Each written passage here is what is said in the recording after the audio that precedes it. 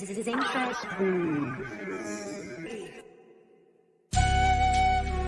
are now tuned in to Coffee Talk on LE Radio. Serving you up some new flavor, fresh out of ATL. Where the vibes prevail, the convo's held between a scale of 1 to 10 exceeds 1,000. But do you feel me? Go ahead and get your cups ready as we pour into your mind, slow and steady. You may need a full cup for this. CoffeeTV.com. We got raw and adulterated conversations, live, provocative entertainment, new flavor in your ear for my podcast talk show radio. Watch us live online in the studio. Tell a friend, tell them you come too. Never know what's in store with the whole crew. Cause we got you, we got you. Yeah. Get here for the vibes. Follow us at LE.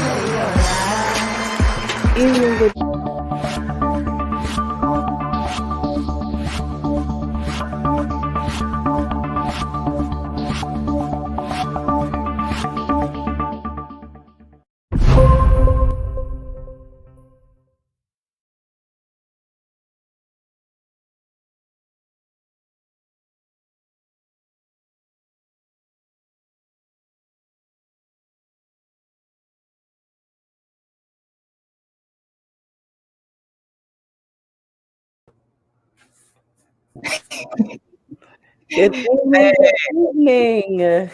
How you doing tonight, Brittany? I'm good. I got my coffee with a little something extra in it. So I'm good. I'm ready for tonight. I'm so excited for this show tonight. Yeah, I gotta grab my coffee. I'm a little late with getting my coffee because you see I was trying to come up with that new little video thing my cousin did the first time. I added some stuff to it. So, trying to step that game up a little bit. So yeah, anyway, it's been a beautiful week. Well, last week was a beautiful week. And before we get started again, people, please know we do have other shows that you could tune into. The ATL Mix. Beautiful show last week. Missed it again. It was good. That's all I'm saying. We have some clippings on IG, and I did post a couple of clippings on Facebook. And then we have Ami's Body Cafe. Yes. We have Ami's Body Cafe on Saturdays. Also on Fridays, we have Poetic Soul Artistry. So we had to take a small break this past Friday, but we will be back in full effect this Friday at 10:15 p.m. Then yes, Saturday we have Ami's the hood Random acts of healing. Yes, random acts of healing. I always like calling her the hood doctor, but right. Yes, so the hood doctor. I love calling her the hood doctor for some reason. But yes, random acts of healing with Ami Brown. And then, of course, on Sundays, you have us here at Coffee Talk. And every once in a while, we'll also have Shaw City Cafe with the Les Boys. So we have a lot of shows. And that kind of goes into our next thing. Down at the bottom, you see coffeetalk.com. So in order for you to stay tuned with all the shows, everything that we're doing and everyone else is doing, definitely be a part of the social media network. It's a free profile. It's Black owned, like I said, Black businesses. We got to support. So like y'all see my profile up there. It literally has pretty much all the same functionality as Facebook without all of like the privacy laws. You're not going to go to Coffee Talk jail and sit out there and be suspended because you done said something to somebody. It's nothing like that. It's much better. We have the app going. And then some other sites will be coming up. There's a new a dating site that's going to be coming through there. It's a lot of new things that's coming through the site. So I encourage everybody to sign up and get a profile. Definitely. Black owned. That's what we're doing tonight. We're talking about Black owned businesses. Yeah. So let me take that down. And are you ready for the other Black owned business, or are we going to say that for a little later? Well, we can go ahead because I was actually looking at her inventory. I was like, man, I need to order me some stuff off of here. So yes, so we have another business that is, I just found out about called Eva's and Allen's. So Eva and Allen is this awesome new company that started up. And basically, she makes anklets, and I'm gonna move down the page so you can kind of actually see. For the curvy girls, the plush pounds, the healthy women, and everything else like that. Because we out here live in full effect. So so as you can see on the screen, there's a couple of different colors, like the rose, the gold on gold, like a lot of different prices and everything. She has some really, really good jewelry. Quality looks amazing. So this is kind of like a little bit of that, and I'll scroll down a little bit, gives you a little bit of information about them. So a lot of their stuff is like I said, they use like high end quality crystals, sterling silver, 14 karat gold filled pieces. Everything is handcrafted. Handcrafted. So somebody is personally putting all of this together. So it's definitely good because anklets are one of those things that, like, it's a little cute thing, makes people feel sexy. It's another little add-on to the bracelets that is just something that's very much of a feminine thing, feminine energy all the way. So she kind of providing and filling that niche for, like I said, the more curvy girls, healthy girls, plush pounds, all of us who want to still have these things. So it comes in different shapes, sizes, and colors, completely customizable for a lot of the pieces. So definitely be sure to go to the website, which is evasandallen.com. You can also go to Evas and Allen on IG and Evas and Allen on Facebook as well. But go to this website, order. It's amazing. You'll get all your shipping and everything. So there we go with that. And I'm gonna play one quick 30-second commercial break so you all can also see where to follow them at.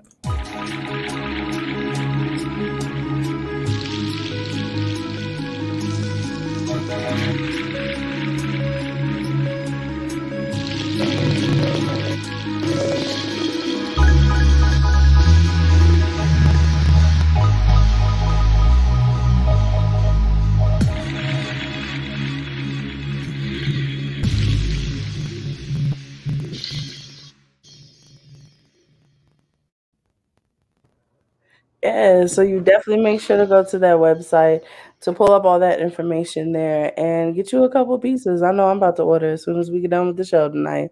I'm about to put my order. So you better get you some. So moving right along, we're gonna hop into part two. Last week we was talking about who did I marry? Right, right. And So so we were tonight we're talking moving into. I'm sorry. Go ahead, Brittany.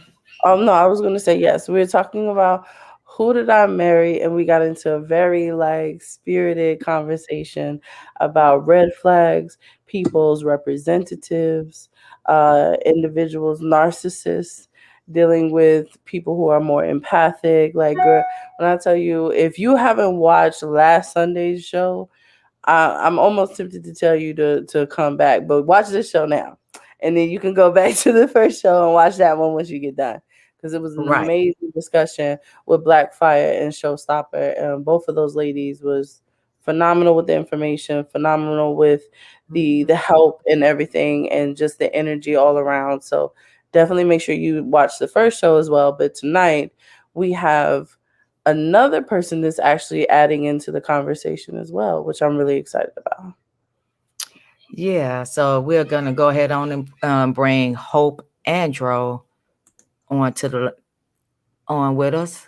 There you go. Hey, Hope. Hey, Hope. What's up? What's up? I'm having connection problems, Oh, so I hope it's Satan. That's all. So, but thank you for having me. absolutely. Thank you so much for allowing us to partake in your energy and discussing this kind of topic, because it is heavy. Oh, So we it really is. appreciate you sharing your energy with us tonight in regards to this matter. Yeah. So thank you. Thank you. Of course. So I think we had a couple questions that we wanted to go through first. Yeah, we're gonna start tonight off a little bit different because last week when we toward the end of the show I did get some questions, And I'm gonna start off with this first question, and that they sent. The first question they were asking was, what's the difference between a relationship and a situationship? I think I can answer that one. So Yeah, that's a good relationship. one. So to me, a relationship doesn't necessarily have to be romantic in nature. You can have a relationship with your friends and everything else like that. So it could be platonic, but a relationship is generally like can be looked at traditionally as a commitment between two or more individuals, depending on if you're poly or not. And that's where it is. So there's that commitment, that understanding and communication that we're doing this.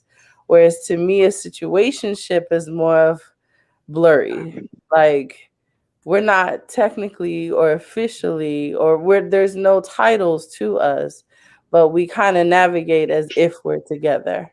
And usually, Yeah, a situationship is not always consensual with both partners. Is in my experience, it's usually a situationship is more of one person is like, oh yeah, this is my person, this is my one, and the other person's like, well, I'm still talking to this person and that person, or I still got this ex lingering on over here. I got all this other things going on, so there's no commitment to that other person. So that's my understanding of situationship versus a relationship. Mine says yeah. straightforward. Situationship, you chill, you fuck, you get mad when they talk back to that ex or somebody else, because again, you have no mutual understanding about what you're doing. So that's my take on the situationship. Most people end up in situationships because they start off having sex. One person assumes it's gonna be something more than what it ends up being. Right. Um, Relationships, you pretty much have a mutual understanding. You're supposed to talk it through, but sometimes you still end up with a misunderstanding or some miscommunication. But a relationship normally is some conversation. Although I take that back, because I did talk to somebody who said they was in a relationship with me that I was not in a relationship with. So yeah, That's and happened to me before. somebody come up and they say, "Oh yeah, you used to go out with such and such, and you dated," and you looking at them like, "We never dated. No, I never dated that person. We Right. talk, we text, Right. but we didn't date." Right. So that's my take on it. So what Right. do you have, Hope? Oh, Well, I hope I get through without it stuttering or freezing. But yeah, it's like I know I have been in situationships before, but I never knew it was a situationship until I got in the middle of it. You know Mm, what I mean? It's right. like you go in with the pretense, it's like, yeah, okay, I like this person. But then it's something about their behavior or your behavior that shifts things and keeps it like really loose. Like you could, like you said, Brittany, you do everything that a relationship do, but it's mm-hmm. one of you who do not want to treat it as a real relationship, but want on the benefits from it. And usually, when I think of a situationship, I always think of something toxic. Mm, I don't know. It's just the my experience with it. You know. right. And I Right. think there could be something toxic about situationships, but I also feel like because we are adults and if we have a conversation, situationships to me are almost akin to like friends with benefits. To me, friends with Benefits, benefits yeah. is sort of like a situationship. Y'all not together, but there's a mutual understanding that all right, well, we're gonna occupy some semblance of intimacy on a routine or scheduled basis, but Mhm. everything else will remain as friends. So I agree though, like situationships kind of tend to come off as toxic, but Mm-hmm. I feel like there are other types of situationships where if provided that both people are consenting to it, it's not a bad thing. Mhm. That, Okay. Yeah. I get what you're saying. I get what you're saying. I don't know. I feel like if it's a fuck buddy, just let it be a fuck buddy. Exactly. mm, Just let it be what it is. Just call it. Um, Just call it that. mhm. mm, Yeah, just let it be what it. what it is. And I know back in my dating years, I got called the asshole a lot because I was very upfront, and I just let them know upfront what it was. So Right. yeah. Mm-hmm. So let's see what the next question was.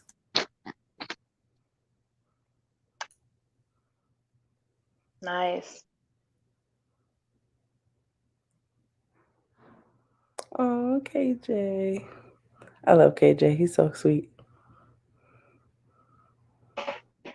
Thank you, man. Yeah. He brought me my coffee one day. He's such a little gentleman. Oh. Let's see what the Okay. next question is. Where am I? Where am I? Losing my spot. Okay. The next question kind of tied into that. What are the signs you're in a situationship and not a relationship? And I think we kind of touched on that a little bit, but that was the next question. Well, I guess Yeah. with that signs, like Hope said, I know I've been in a situationship that I didn't realize was a situationship. But I grew to understand that that's what this is. And Yeah. once I understood that, then I was like, okay, all right, I'm out. But the sign would be just that, when a lot of women do this, whenever they're dealing with somebody, that question of like, well, what are we? I think Right. one of the signs of a situationship is if that question is never answered. If you Right. can never get a It's like, yo. the what are we question, Right. or what are we doing, or am I? If Right. you never get, if that's always avoided, then I feel like yes, sis, you or bro, you might be in a situationship. Oh, we got Mm-hmm. Black Fire in the house. Yes, Black Fire. What about you, Hope? What do you think about the whole situationship versus like what are some signs? Because like I said, I didn't know I was in mine until like literally the end. Like literally the end, I was like, oh, so that's what we were doing. That's how it. Exactly. That's how it happens. They don't claim you. Oh yeah, That's the difference. It's like with fuck buddies. Y'all know y'all on one page. Y'all views align. Y'all purpose align. Bam, we fuck buddies. But situationship, you thought you were in a relationship, but then you realize, no, this is not how relationships operate. I'm serious about it.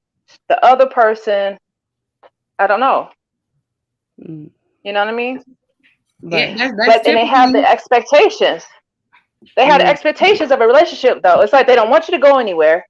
Don't go anywhere, okay? But you're not mine. I'm not claiming you, okay? All right, let's keep it. All right, that's kind of how it yeah. is for me. Yes, and that's how it happened in mine. I would ask, okay, so what are we?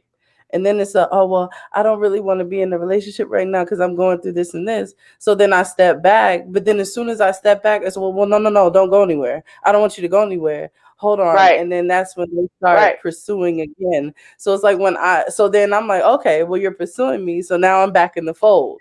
And then after a while, I get antsy again. Okay, so what is this then? Oh, well, I I don't think want to do anything. So yeah, I back up again. But because I back up again, now you're pursuing again. And it was just back and forth until I got to the point I'm like, I can't. I'm sorry. Like, I can't do this.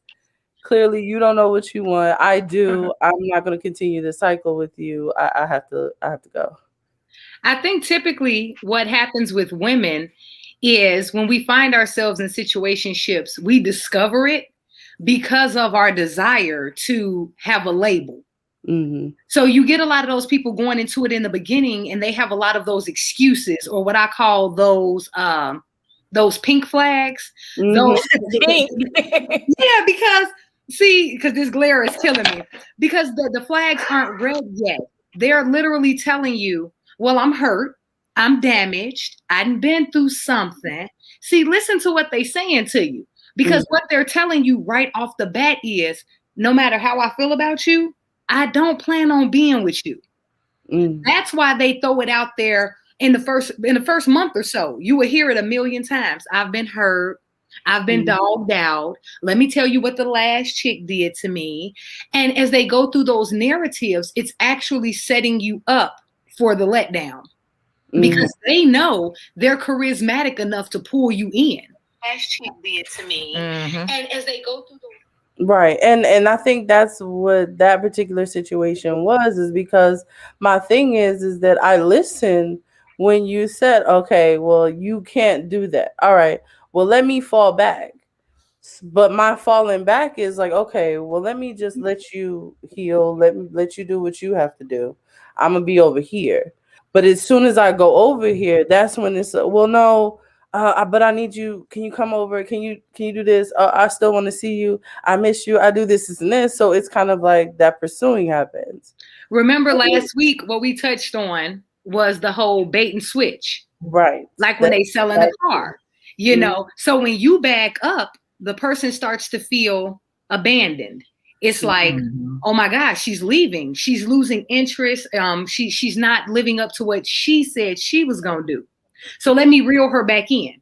Let me give her some more accolades, some more affirmation, some more affection to basically soothe you. It's like a temporary pacifier. Right. It's like you crying, put that in your mouth, be quiet. Right. And it's the love, and it pulls you back in, and you like, okay, I could do this. This is cool. I did know what this was from the beginning. But then, like you said, you start to feel antsy again. It's like I'm putting all this emotion in, but where is it going? Right. Where is the return on my investment? So when you get antsy, that's when you like, no, I'm done with this. I ain't got time for that. And then it's like, no, baby, wait, just give me some time. And it's like, well, how much time you need? Shit, want to give a president 4 years? Come on now. Right. And Right, that's right. exactly how it happened. Like literally, I was like, all right, well, okay. I mean, I guess I'll wait. But then like the waiting, I was like, what am I doing? Why am I waiting? And then other things happen with them stepping out and being with other people. So then it was kind of like, well, is it really what you told me? Or is it that you really, and they never would come out and say and be honest with it. And that was one of the most infuriating things. It was a very short-lived situationship. Like it didn't That's last a good long thing. at all. That's a good thing because I can't. I had to a throw my hands in situationship there. can last years. So that's a good thing because I've known people to be back and forth in situationships for like 10 plus years where they get together, they go out, they involve other people in their mess, they date this person, then they lead the other person to come back to the situationship, but they never fully commit to one another, but they cause all this drama because they're, back and forth, can't make up their mind, when it's like, if you're gonna be with this person, just be with this person and stop bringing other people into y'all mess. Right. Mm-hmm. See, a lot of times we think it's because the person is wishy-washy. and we as women, we give credence to that. Like if you dating somebody fresh out of a breakup and they dip back with that ex, what do we always say? Well, they wishy-washy. They still got feelings. So we don't know. The thing is with a situationship is simply this. They never planned on being with you in the first place. Right. Basically, and I've been in them, basically what you become is a placeholder. Like those empty seats at the Oscars. Right. You might look up and sit next to a star because they needed you right there. Because we will see those people. How many times have you gotten out of a relationship and everything that person could not do in a relationship with you, they did it with somebody. They did it with someone else. And it's like, wait a minute. Did I just fix you and build you up for you to love the next person? Right. But if you think about life as a business transaction, that's essentially what we do with everything. We have children, we raise them up to be the next level. We have relationships, we learn something. Sometimes it could be a good lesson or a bad lesson. Sometimes you can learn how to love and how not to love, or how not to be loved. So you're going to get a lesson. You're going to take a piece from it. And it's up to you to decide if that was a good or bad piece. But what people don't have is the knowledge of self to say, hey, you know what, Brittany? I think you a really cool chick. I think you hot. I want to clap them cheeks, whatever. I just want to do it. Where's just clapping cheeks because I don't want to hurt your feelings and I don't want you to hurt my feelings. But people can't do that. I feel like you would get more booty if you just said that. You definitely would. You that's true. That's true, because a lot of women thought in my dating phase that I was an asshole, but I was very upfront and very honest with them You were. Where I was. I did have a situationship at the time. It pissed me off when I realized that it was a situationship, because we actually had a conversation and they led me to believe they was interested in a relationship, but it was not a relationship. And sometimes you could ask all the right questions and then the person still not be upfront and honest with you. Because at the time, I was dating, I wasn't really looking. I found somebody, we kind of vibed or whatever. Then she wanted to have this whole conversation about being in a relationship and as dating exclusively. So we never really went into a committed relationship, but you can say when you dating exclusively, it's just like a committed relationship, because that's what she was saying she wanted.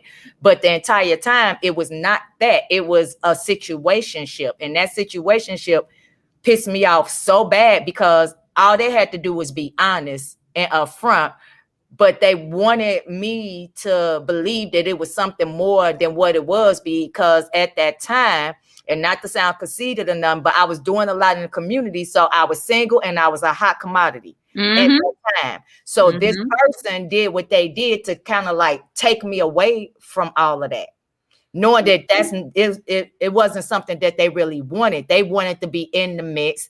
They wanted a certain level of popularity. So they did all that they could to engage in that and to make me feel it was something other than what it was. So at my moment, I was like, well, maybe this is my karma for all the women who wanted to be with me that I didn't want to be with. So I'm like, is this my goddamn karma? This bitch, this mother, well, this woman has to be my damn karma. That's why you're laughing, because her and I talked about this for hours, many nights. Situationship. And at the moment, and it took me a minute to realize it was a situationship, but when I did come to realize this is what it was, and they kept trying to, pull me in, I cut them off. I blocked them on every social media site. I changed my phone number. I did all of that. I like completely cut that person off once I realized what it was, because she was just torn. And then, she had went on and was in a whole nother relationship and was still dipping back, trying to talk to me, but was in a whole nother relationship. And then when she was call herself trying to be in a committed relationship with me, she had a whole goddamn fiance on the other side of the world. So yeah, she was doing a lot. This woman was doing a lot. And then the sad part about it is she went out and made it seem like I was the villain, but she was the one who had a fiance and had been with this other woman for like 6 years or something. And I knew nothing about this other person. And don't even really want to get into how I found out about this other person, but I knew nothing about this other person that she had been with for like 6 years. And during the time she called herself telling me she wanted to be with me, she was like going back and forth in between us. So then when it didn't work out with us, then she found somebody else. She found somebody new. Placeholder. She found placeholders, because what happens is, like I was saying initially, is we like to say that those people are wishy-washy. They're not wishy-washy. They greedy. Very. That's what it is. And it's because you don't know it as a human being until you really, really do some shadow work and some introspection to know who you are as a person. Inherently, from the minute we on our mama's tit, we are very, very clingy individuals.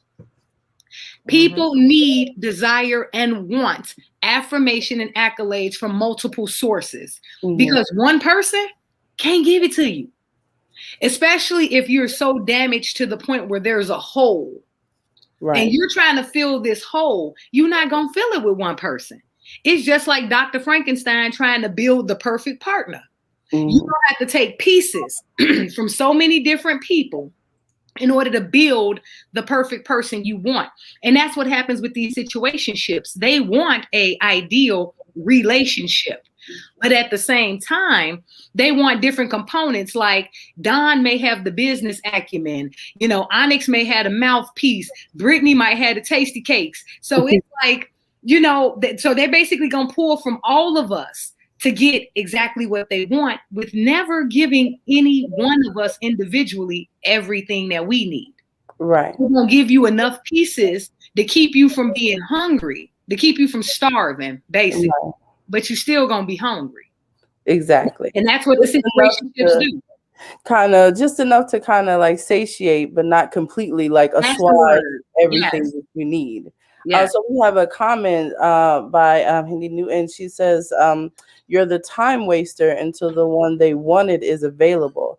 I've been there a few times, big sis." So yeah, it kind of makes you feel like that when you put it in that perspective as like a placeholder.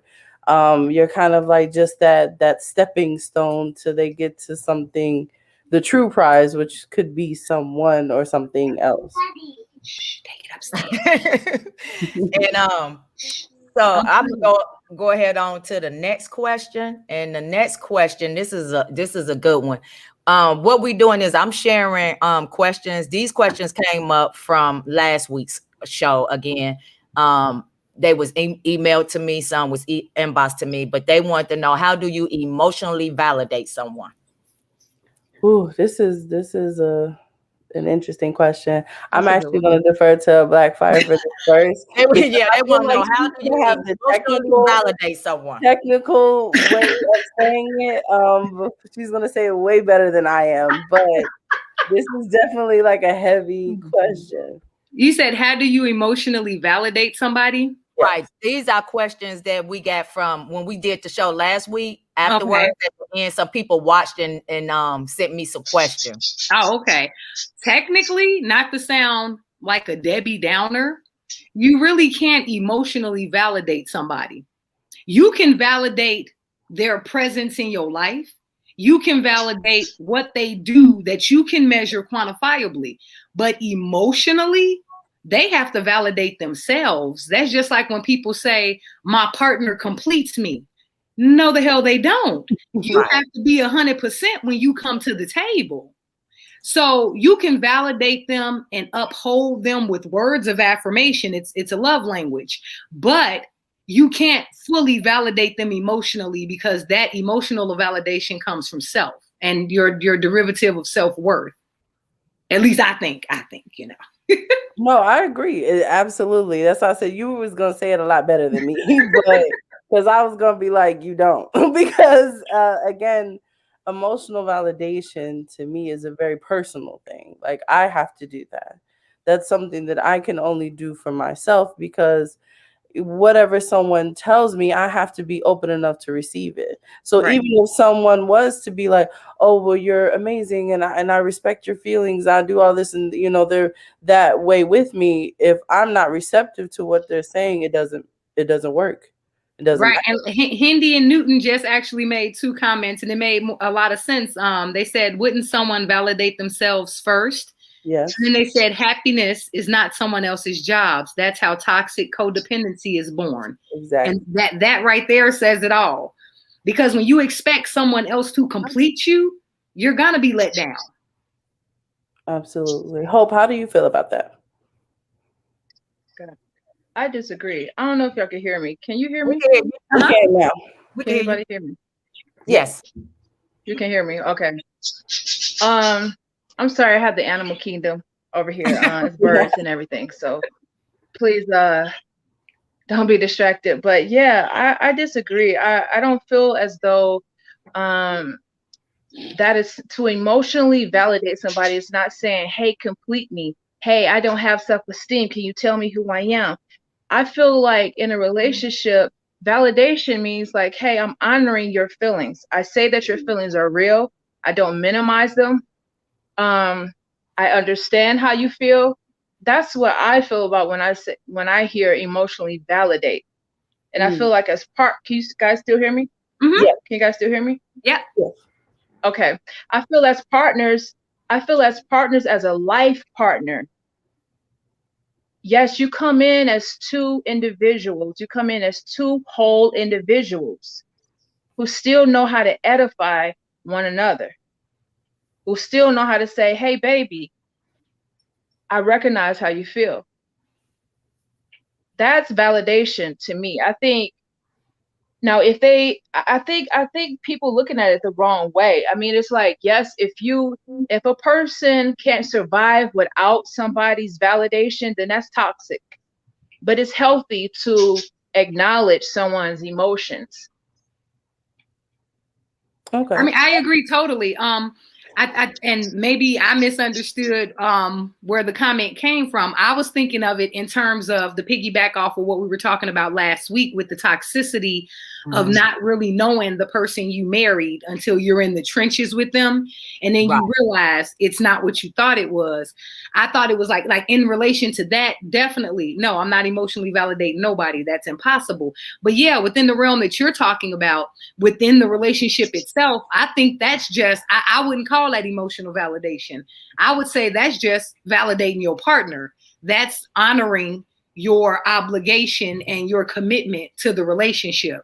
Right. So I think it's just all on how people are thinking about it. But no, that definitely was a great point though, because I mean, that's definitely needed in a relationship. You need your partner to say, hell, even with your kids, to say, I validate your feelings. I understand where you're coming from. I hear you, even though we may disagree.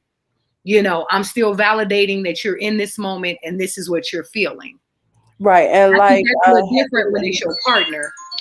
Right. And like Hindi and Newton said, I believe the same thing. Like validation to me is more of, I feel like I have to validate myself. Now, emotional support, that's what Hope's example of what she was saying was more to me of emotional support.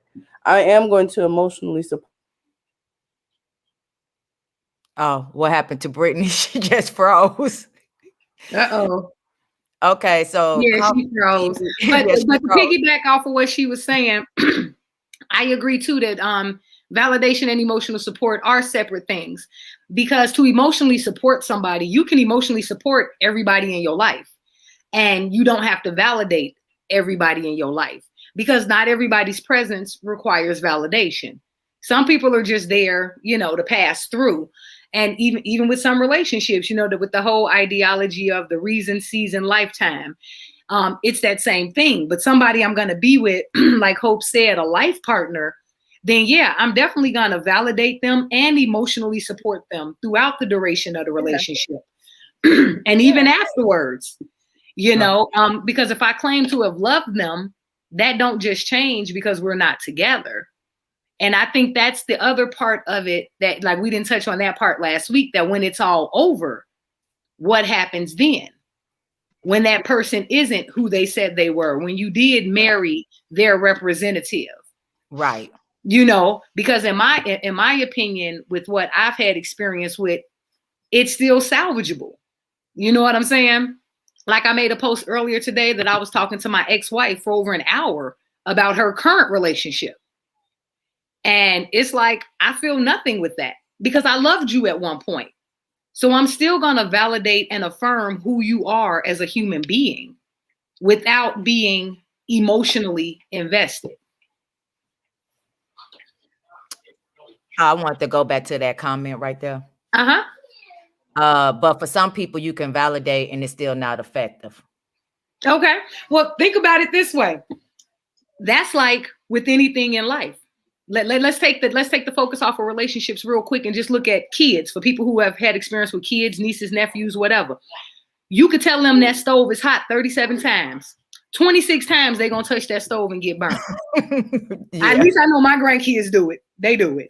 Mm-hmm. And it's like, it's the same thing with your partner. You can validate your partner. Like my partner, when I met her, she had low self-esteem from being hurt. I built her up. She had daddy issues for a non-existent father. I put her in therapy, you know, and it wasn't effective. Like I told you about it last week. It wasn't effective. She was sitting in therapy lying. So I was validating her. I was affirming who she was, where she came from, where she was destined to go. And it still wasn't effective. It didn't change my level of love for her or my dedication in the relationship. What it made me do is change my narrative and my approach with how I went about validating her. Because you know how they say, I can't hear what you're saying from seeing what you're doing. Sometimes you could be giving a person a beautiful message wrapped with a bow and it still go over their head. It's just like, Don, you know, from being on a speaking platform, what they always tell you, your message don't mean nothing if you lost your audience at your first word. So I could be validating you, but if it's not in a manner that you can fully absorb it, it won't be effective. But if you care for that person, then you would change your approach, change the narrative, and see if you can get it to where they, where it is where they need it. Now, you can't force them to take it. They either going to absorb it or not. But if you love them and you're in it with them, then it's your obligation from undertaking that relationship to at least try. Now, once you've exhausted all them tries, then it's like, whatever. It's like, okay, right. You out of appeal. This is true. What's this, Hendy and Newton? You could bring a horse to the stream, but you can't make them drink. You can affirm and support, but the work of healing is the job of the individual. Very true. Very true. That is so true. And what's Stephanie?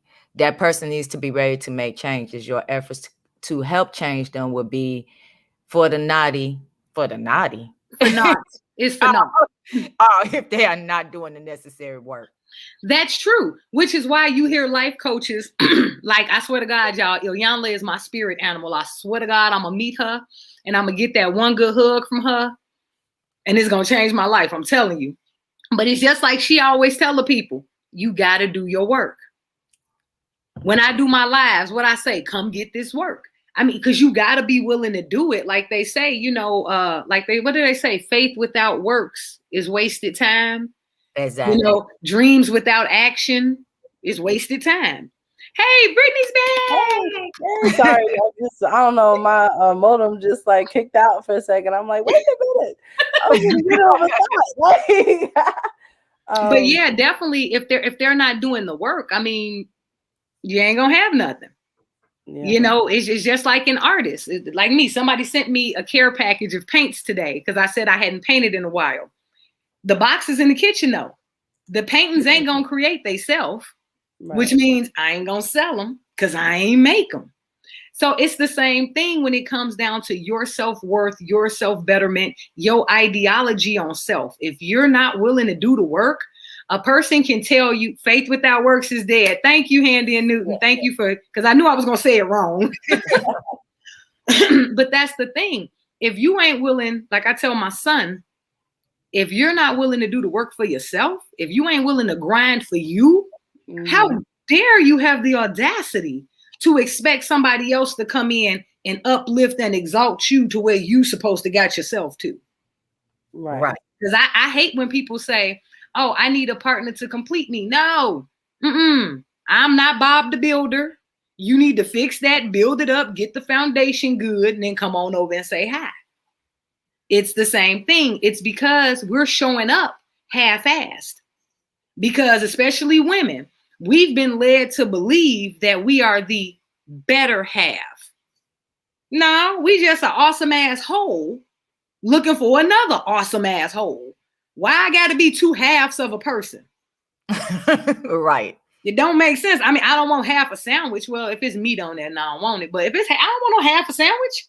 I want my whole sandwich so that when I eat it, I could say, I'm going to save a little bit of this for later. That's my option. But if I only got half to start with, I'm probably still going to be hungry, which means if I'm half a person, whoever I present myself to as a feast is still going to be hungry because I'm only giving them half. Coffee TV says, yes, faith without works is dead. It means you must work on yourself and accept opportunities for improvement. Yes. Very, very true. Brittany dumped off on us again. I'm gonna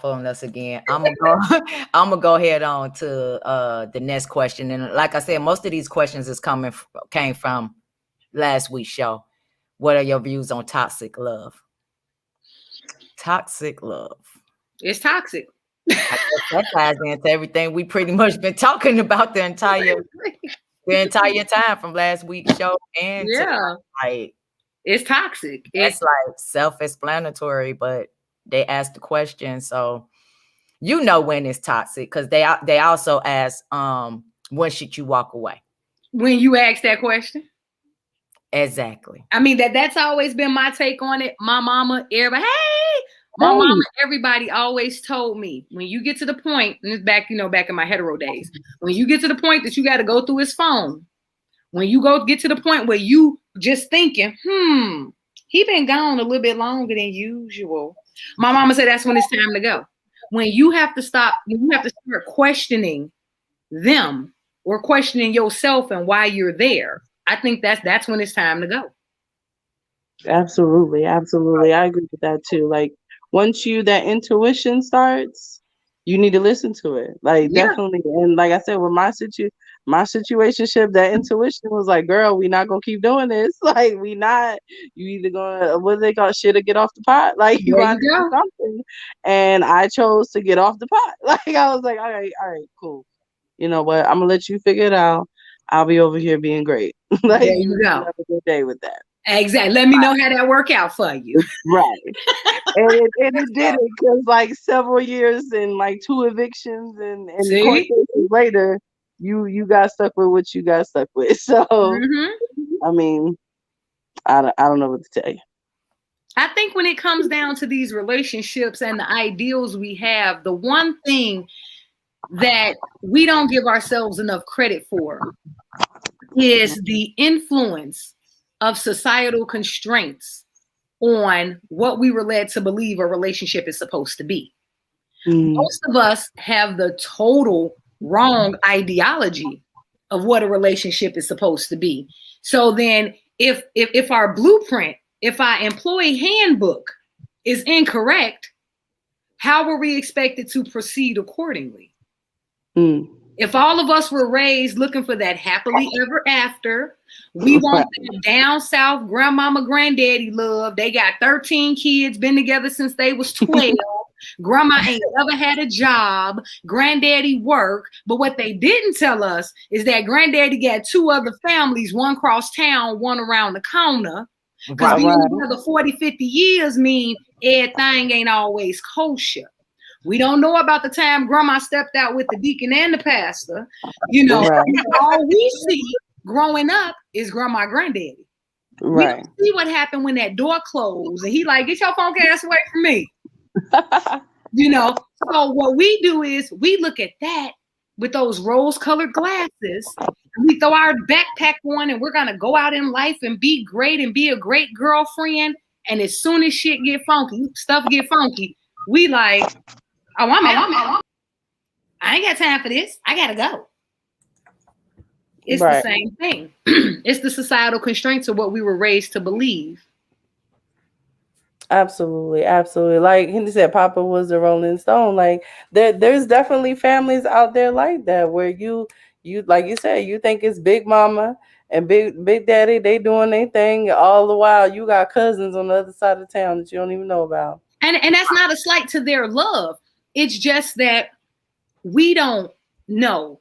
Like something I commonly do, a practice I commonly do with my life coaching clients, the ones that are having problems with adult children or soon to be adult children. I always ask them, has your child met you as an adult? And most of them be like, what? I said, stop. Does your child know you as whoever you are? Like for me, does Charles know me as Nita Johnson? Or does he just know mama?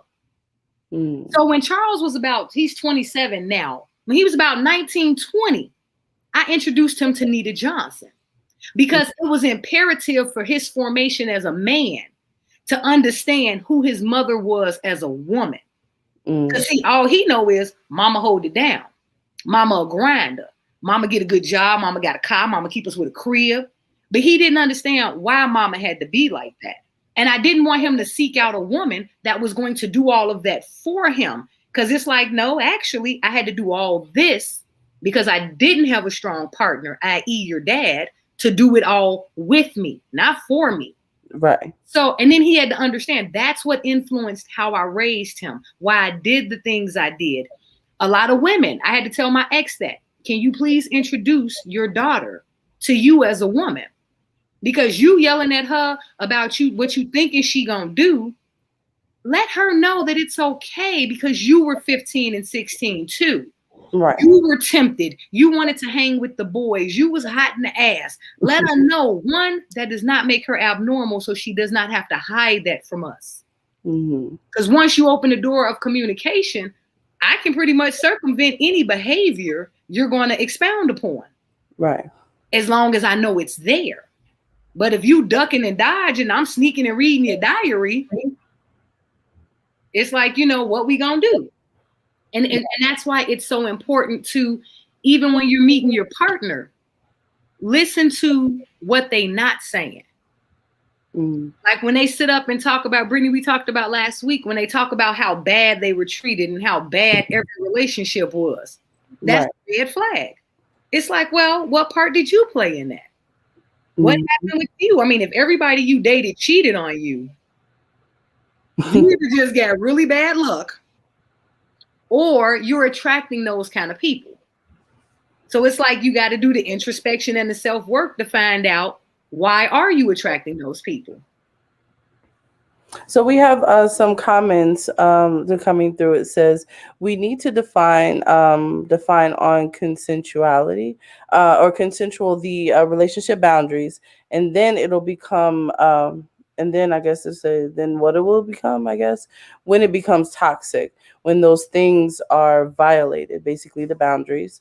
Hindi and Newton says our mother is the closest to God we know until we grow and realize that our parents are human as well. I wish this was working. Just like us. This is when I was able to understand my mother better. And then Coffee TV says, what if you tell your partner the truth, but they don't believe you?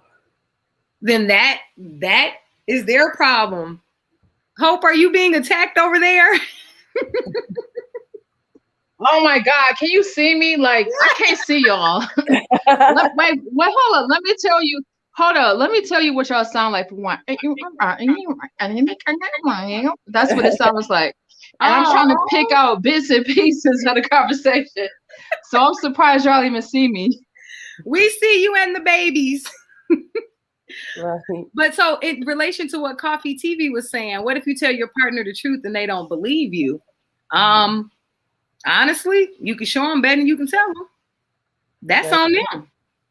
That means their powers of discernment are off, because if you giving it to them in the raw and they choose not to pay attention, not my monkey, not my show.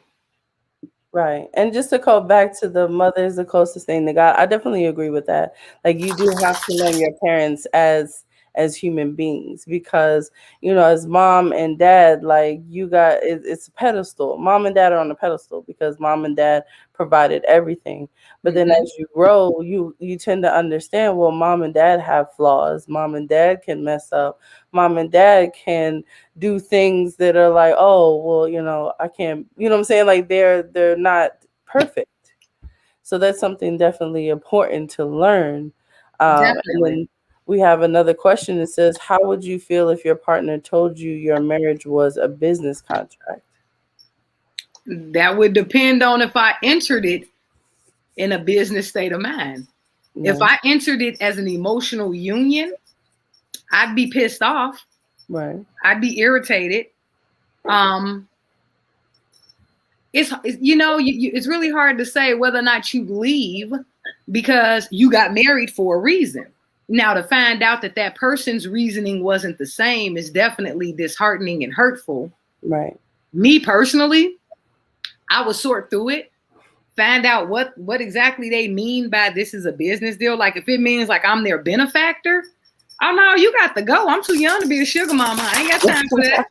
And I'm too cute. Nah. But if it's like some stuff like, well, we mutually had some business endeavors in mind, and then we kind of fell for each other while we were working on it, and then they decided that it would be more economically feasible for them to fuse with me, I'd have to say, you know what, we can get this on writing as a business partnership, but let's go ahead and dead the relationship aspect of it, because for me, the minute you tell me that you look at me like a business deal, that means I am now work. I'm an obligation. Mm-hmm. And I don't want you laying down with me, touching me, looking at me, being affectionate towards me out of obligation.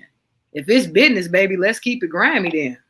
Right. And I agree with that from that perspective. But see, when I had to change my thought around marriage, because me personally, I was never really interested in the thought of it. Me neither. But what changed my mind about it is that I had a friend of mine who was an older couple. Older lesbian couple, wife passed away. Nothing. They weren't married though. They were just lifetime partners. Common Wife law. passed away. She couldn't go. She couldn't make any decisions for her wife. Everything deferred to the family. Everything went to the kids. Well, the relationship with the family and the kids were not all that good. So she pretty much just got left out of everything. And wow. to make any decisions it wasn't even allowed at the funeral. Like, it was a really big thing. And just seeing that, I was just connecting. like, wow. So to me, it kind of changed my perspective on marriage, because had they been married, No, she would have been listed as a spouse. Not necessarily though, because they could have easily. I used to tell my ex that all the time. Hey, we ain't got to get married, baby. Just write a will. Oh well, yeah, that is true. I mean, you can create a living will, a living trust, whatever, and that's a common misconception, and which pushed a lot of gay people into getting married. Well, I won't be able to have those decision-making responsibilities. Yes, you will. As long as that person puts what they want in writing, nothing can supersede that, not even their children. The only thing that can supersede that is if they got a spouse already. Because, there's been some of them situationships. Yeah. Right. Never divorced their husband, and then they decided they was lesbian. And yeah, now that's a headache. But outside of that, nah, just do a simple will. And my brother taught me, my brother's a lawyer. He told me that because when I got married, I waited till I was 38. And I was a wedding planner. And I went to City Hall. And I tease my ex about it now. She said, why we go to City Hall? Because I wasn't supposed to marry your ass. That's why. That's why. But and we laugh about it, but she does realize hindsight is 2020. We weren't supposed to get married. We were together for 5 years, and I moved to another state. And then you see me on radio shows, and I'm writing books, and then it's like, oh, then you want to ambush propose to me in front of a young child who adores me in a jewelry store. I couldn't say nothing but yes. When you got a 6-year-old saying, this is all I've ever wanted. Right. It's like, bruh, really? Go on get the 3 carrots. Go on get them. I go with the 2.5. Go ahead. We good. Right. But but for me, I was Gucci with just us being together. Like I told her, I moved into your house. You don't have to put my name on nothing, because if you want to tell me to leave, feel free. Feel free. Even when we separated, when we did the divorce, they were like, well, do you want anything? What I want? I want her to be happy. That's what I want. I want to leave me alone. And I want to keep up with my kids. But since they're 18 and 21, I ain't got to go through her for that. Right. So for me, it's like, nope, I don't want no alimony. I don't want none of that. You take what you came with. I take what I came with. We good. But too many people get caught up in the hurt, the toxicity of it all, and they carry it over into the breakup. That's why these divorces take years. She ain't gonna sign them papers. What y'all fighting for? Unless y'all got biological children between y'all, where y'all collectively had a baby. Going on about your business, just right. Going on about your business. That's arguing over a sectional, really? It's not about the sectional. It's definitely not. No, that's another one. So Hindi and Newton said that I was engaged for 30 minutes on an ambush engagement. I wish I had backed out when we left the store. I know that's right. And another one we have, I hate the idea of surprise proposals when both people know this is what they want. It shouldn't be a surprise, right? Exactly. And that's what I always say, and I watch these proposals that go wrong, and and they always want to frame the person that says no as if they're the asshole. And my thing is, honestly, the person who proposes the asshole to me, because my thing is that you didn't have the conversation you need to have with this person. So you embarrassed yourself. Yeah. It'd be different if we had a conversation and I told you this is what I wanted, and then you surprising me just on when, not that it's happening, but just when it's happening. Yes. But for you to just completely, we're in the jewelry store looking at tennis bracelets, and all of a sudden you on your knee with the 6-year-old next to you talking about, will you marry me? Exactly. And I was just literally here visiting. Yeah, I've had women propose to me too, and I said no. It was like it was no conversation that was had. One year was my birthday. They invited me out. We out with some friends eating or whatever. I go, come back, and they standing there with this ring, and they give a little speech talking about happy birthday, and my birthday present was a ring. And I said no. They got mad because I said no in front of everybody. It wasn't I'm gonna take this ring and then tell you no in private, since you didn't respect me enough to know that I already had the conversation. And this was during that 6 years while I was working on myself and I was upfront. I did not want a relationship. We were cool, but that situationship had just ended and a bunch of other stuff, and I just was not emotionally available. But you, because we end up being around each other, dating here and there for like a year, now your feelings is caught up. Now you wants to go out for pizza for my birthday and propose to me in front of people, and I was like, I can't accept this. And people thought I was an asshole. They all like, I'm glad at the time people didn't have Facebook Live wasn't invented just yet, because I thought they would all been on live waiting for me to say yes, and I would have still said no. It would have went viral. I was like, I can't do this. So Coffee TV comments, why buy the milk when you can get the cow for free? People will come in your life and use you up, then walk away with nothing ever nothing ever happened. And to a degree there is. And then like an older comment we had, that sectional battle is just another feeble attempt to hang on to the relationship. That's why I made that comment. It's not about the sectional. If y'all fighting over a sectional, it's definitely not. One person just can't let go. Yeah. And that's usually what it is. And it's like, at some point, the hardest thing to do as a human is to strip away the emotion of a situation. Like literally pull yourself in two and step outside of it and say, you know what? This really is not working. Let's just let it go. They can't do that because one, people don't like to be wrong. And two, people don't like to give up. They don't like to quit, and they don't want to be considered a failure, even though the failure is in staying on a sinking ship. Because if you stayed on the damn Titanic, you was most certainly gonna die. If you jumped off in that cold ass water with Rose in them, you might have survived. You might not, but you got to give yourself the chance. But then some people also sometimes stay in relationships because they are in public relationships, and they are more concerned with how friends, family, and the public is going to view their relationship, because they probably lived their entire relationship via social media.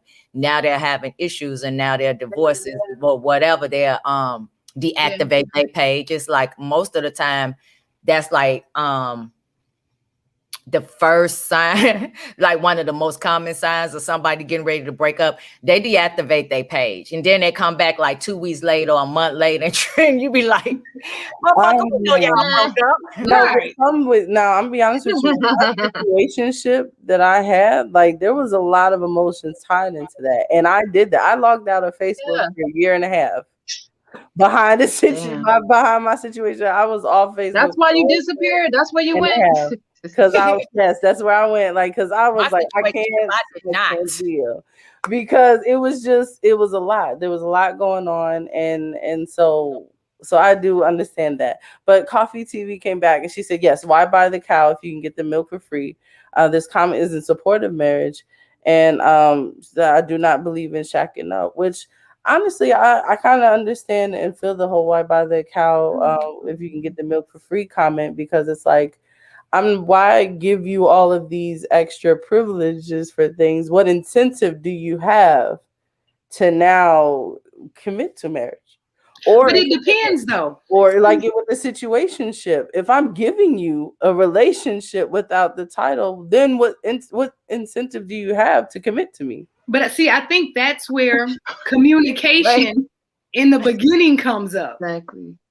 Because it's like people say you have to date with intention. That's what my father always taught me. So I had to ask him when I was getting ready to start dating at 17, 18 was, what's supposed to be the intention? because I never wanted to be married. So for me, my intention on dating may be different from the next person's intention. Like I got friends who their end all be all is to be married. Well, then you should only date marriage-minded individuals. Exactly. Don't date people who saying they don't believe in marriage. They came from broken homes. They too old to do this again. They've already done it once or twice. Then those are the wrong people. X them out within the first week of conversations. Whereas me, my intention for dating is to find a like-minded individual who I vibe with and just go with the flow to see where it goes. With me, I'm like water, because I think when you start sticking all those intentions, to me, intentions is just a really nice word for expectation. I intend to date you because I expect you're going to marry me because you're just going to think I'm awesome. Right. You know, so no, my intention is to date, to have a good time. I ain't busting it open. Right. So let's hang out. Let's watch some movies, read some books, be crazy, and call it a day. Right. And if we fall in love, then that's just beautiful. Ooh. Right. So we have a comment that says, I mean, but why is my love like cow's milk? I'm not looking to make a profit off of giving my love. The next says, personally, I like this person. I like this person. Personally, I can't live my relationship in the public eye. Things I hold dear to me, I want to protect. I'm not in a relationship with the general public. And then Coffee TV says, because people naturally, chemically lose interest after 2 years. Which is true. And it's like, if you think about the statement about the relationship in the public eye, it's very true. To me, social media, well, for one, social media has killed a lot of things. It's killed the art of communication. It's killed the art of reading. And it's also killed courting and dating. Because if you think about it, like when people go on vacation or they go out to a good restaurant or they go on a first date, they so busy posting pictures and doing check-ins so that everybody else can be on this date with them, that they're not even fully invested in the person that's sitting right in front of them, providing them with company. Right. So for me, people get mad and say, oh, well, there's a difference between private and secrecy. Technically, no, it's not. If I'm a private person, I'm a secretive person. I like to keep things to myself. I was with my wife for 10 years. And the relationship before that was like 4 or 5 years. There would be pictures at get-togethers, family gatherings, but I did not chronicle my entire relationship. If we had an argument, I'm not, ooh, that look when your girl piss you off and she don't know. That's the same here. Like, I had somebody ask me, "Are you still married?" And I was like, "Why would you ask me that?" And their answer was because they on my page, they was on my page, and they said they did not see a lot of photos of me and my wife or a lot of outings and stuff. They see stuff, but it was more like business stuff or just, everyday stuff up and down my page. So, I hadn't talked to them. I think I had not talked to them in about a year. And when I started back doing the radio, they just, they popped back up and out of nowhere, and they seen the show and they was like, "Oh, are you still married?" And I was like, "Yeah, why you ask me that?" Right. I was on your page, and like when I was looking at pictures, I don't see a lot of photos of your wife. Because I don't want you looking at her. I said, why are you on my page that deep? That was my question. Like, why are you on my page? Damn, you nosy. I said, why you all in my page like that? I was just asking the question. It wasn't a film, it was a stud. So I was kind of like surprised that they was even being nosy like that. But I'd have been like, why? You finna try to call her? Right.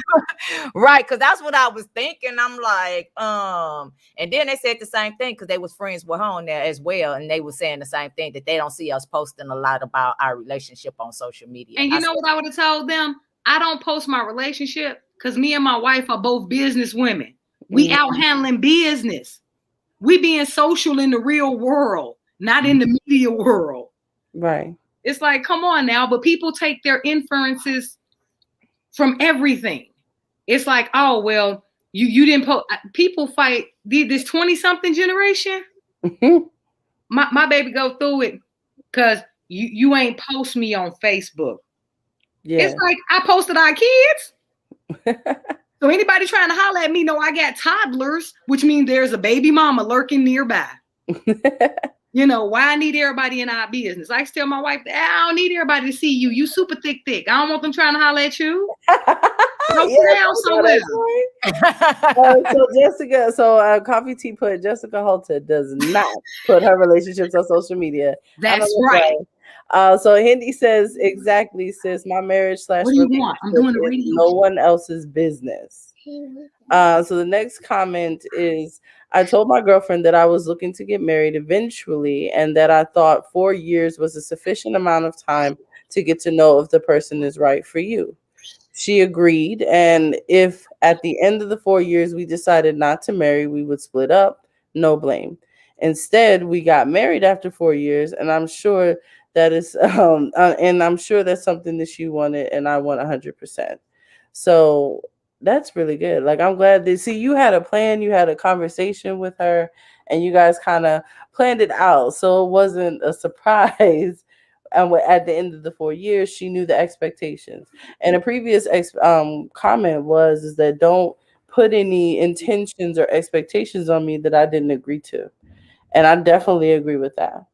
Right. And that was gonna be the last question that was coming up. They want to know, how long should you date someone before they either commit to you, or how long are you willing to date them after they commit, you know, as far as marriage? That was leading to the next question, like, how long should you wait? And for me, I don't think it's no limit. It depends on the two people that's in. So you can't say, oh, I'm gonna date you for 6 months and then get married, or oh, I'm gonna date you for 5 years and then get married. I know somebody who they were together for 15 years and they did not get married until after being together, I want to say 12 years. And then they was together 12 years and then they got married. And I want to say now it's 16 years. So they've been married 4 years, but they was in a relationship for 16 years. So I don't think it's no time limit, because that's just like dating. During my dating phase, when I was dating women, I knew right up front what I wanted to do with them. It didn't take me 6 months. It didn't take me a year. I knew right up front what I wanted to do with this person or that person. Speaking on the situationship, I was kind of like up and down with that. And that's probably why I let it happen, because I wasn't really, really focused. It was like up and down. And then I am a person that like relationships. I do like relationships. So when that situationship happened, it appeared like we was on the same page, but it ended up that we were not on the same page. But I do not think it's no time frame, because you can meet somebody and know after the first date if you're gonna date them again. You don't have to date them 4 or 5 times to know. Like, I went out one time with this girl and she kept popping fucking gum. And I knew after that night, I wasn't going to talk to her no more. All while we on the phone. Yeah. And then we go out, she at dinner and she popping this fucking gum. And not only was she popping the fucking gum, we at a nice restaurant and they had entrees, right? Everything was a la carte. She gonna ask, y'all ain't got no combo, so I got order everything separate. Like, I was so fucking embarrassed, and I told my friend, I said, don't you ever in your life hook me up with nobody. This was a date that a friend set me up on. Oh, she really likes you. She really. I said, okay.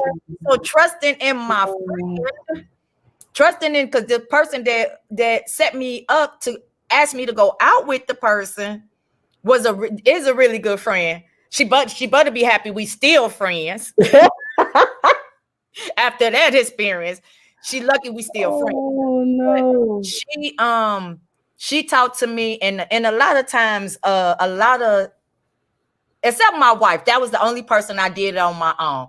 I want to say Yeah, everybody basically I was with before either came at me or somebody said, let me hook you up, such and such a like you. But I was so freaking embarrassed. So after the popping of the gum and you don't have a combo, why we have to buy everything separate?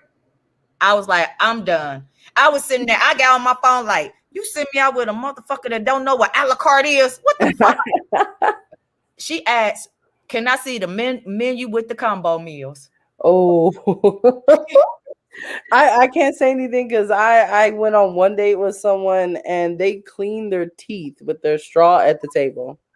And I knew then, I was like, yeah, we're done. Like we're done. We're at this nice restaurant and they literally picked their teeth with the straw that was in their drink. And I Did was they like, drink out of it? they drank after they drank. They still use the straw. I was like, yeah, we're done. We're done. Yeah, no.